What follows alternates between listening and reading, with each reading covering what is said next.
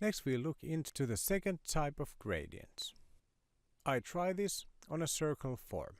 The default gradient is linear, but we also have another type, radial. You can change the type from the top row of the gradient panel. In the radial gradients, the left color on the slider is the center point, and the right color is the outer rim. The color then changes radially. If I want to change the colors, I can click on Reverse. Now when I have a lighter color in the center, the form looks sphere-like.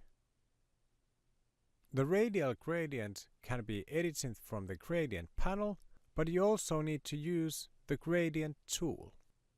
When I have a form with a gradient selected and I activate the gradient tool, I see a bar on top of the form. When using the gradient tool, please be careful. The first feature of the gradient tool is moving the gradients. By grabbing from the bigger circle in the center, we can move the gradients.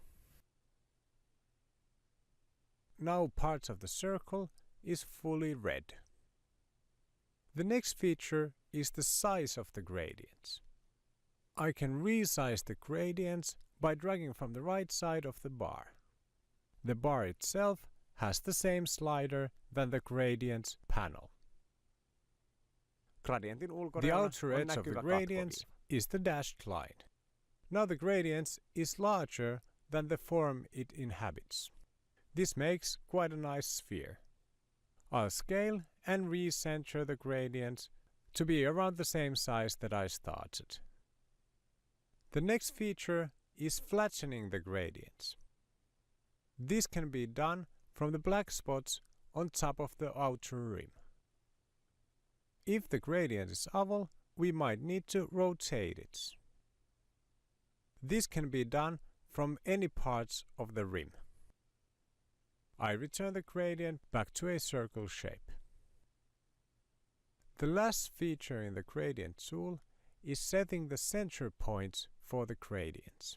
This can be done from the smaller circle in the center of the gradients. From here, I can move the center of the gradients.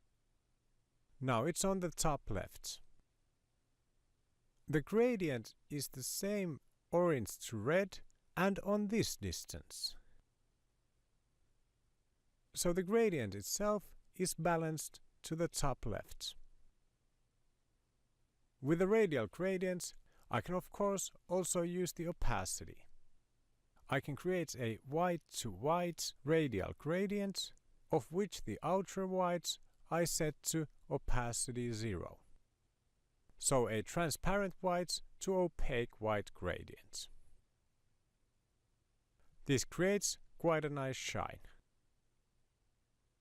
I can also do this from dark gray to dark gray and use it as a cast shadow. This is how the radial gradient works. In both of the gradients, radial and linear, I can also set new colors in the gradient slider. If I put my cursor underneath the slider to any point, it changes to an arrow plus. When I now click, I create a stop of this color, now a reddish orange. I can now edit this stop. Sometimes it's quite handy that I can set new stops on the slider. I can also reorder the stops. I'll now move the red from the right on the other side of the red-orange. Now I have a lighter color on the outer rim. I can also edit these colors straight on the bar on the gradient tool. This created quite a nice bounced light effect.